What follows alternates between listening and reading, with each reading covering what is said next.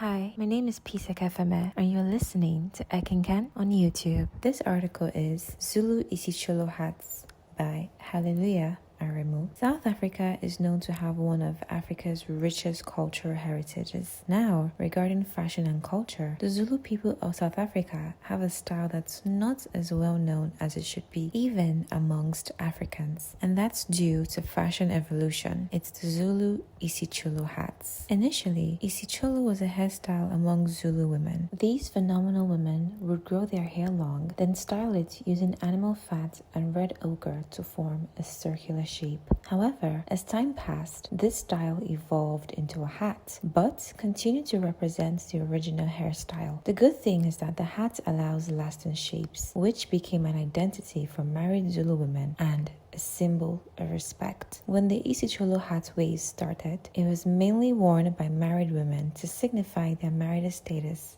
and respect, further symbolizing their dignity and maturity. They believe these hats protect the wearer from spiritual harm and harsh weather, such as sunny days. Its cultural significance and a bit of history. Isicholo hats were a new addition to the Zulu traditional attire. They were created in the 19th and 20th centuries, fiercely depicting a particular shape, a circle. They believe that one of the key rites of passage is maturity, and only those who attain this marital status are fit to wear this priceless hat. Other major rites include the birth of a child or children, christening, death and burial, and bringing home the deceased person's spirit, known as Ukubu Yisa. A young woman is often overjoyed when she becomes a bride, and she will be asked to sew her own hat. That means every young Zulu woman must learn the art of hat weaving, not just any hat, but Isicholo hats. The bride-to-be will start by overlaying dyed strings on a basketry foundation. Isicholo plays a significant role in the Ukukela marriage ceremony process of Zulu women. The Ukukela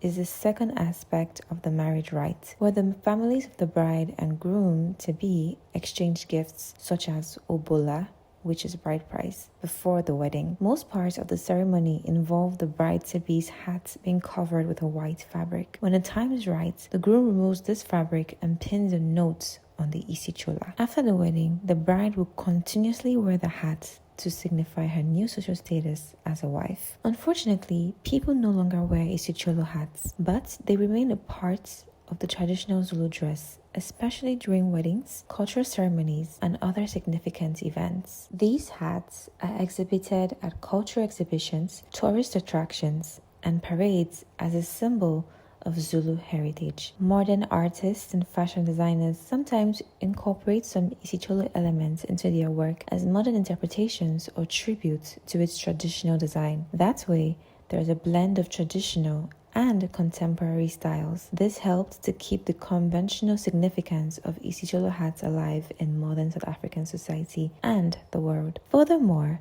some South African artists such as late Miriam Makeba and Brenda Fassie wear isikathamia to express their national identity and cultural heritage. They are as fashionable as they were, but few changes were made. It is now a craft sold in general outlets or on websites. Most hats are not correctly made, using artificial material, without beads, and mostly with many stitches at the base. You might wonder, what's left of the indigenous Zulu hats? Well, thankfully, the origin of these hats remain intact despite the numerous replicas you see around. South Africans are known to fiercely protect their identity, never allowing modern times to influence what they've held sacred for generations. Therefore, whenever you see the Isicholo, remember how sacred it is to the Zulus and how much you can ensure Isicholos maintain their cultural significance.